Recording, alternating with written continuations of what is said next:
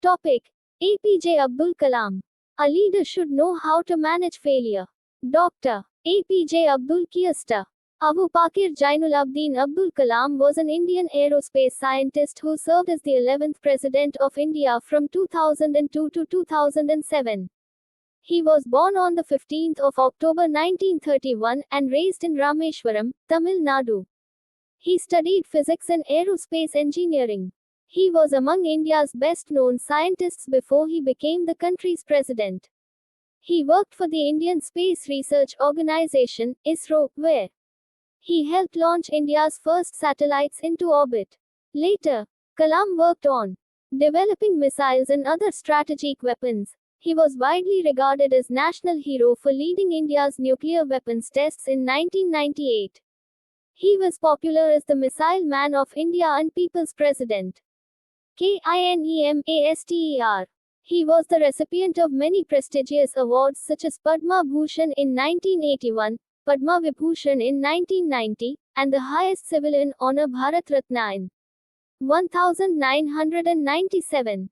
During the Wharton India Economic Forum in Philadelphia, Kalam spoke with India Knowledge at Wharton about his career as a scientist, his vision for India's future, and the most important traits for leaders, among other issues. About knowledge. Learning gives creativity. Creativity leads to thinking. Thinking provides knowledge. About knowledge. Learning gives creativity. KINEMIASTE. Creativity leads to thinking. Thinking provides knowledge. Knowledge makes you great. Greater than biggest differences between India as it was then, 1931, and India today. Since then I have orbited the sun 76 times. The Second World War coming to an end. India attained her freedom in August 1947. Worked with visionaries like Prof. Vikram Sarabhai. Have seen the Green Revolution, the Wild Revolution, and the Teleka Revolution.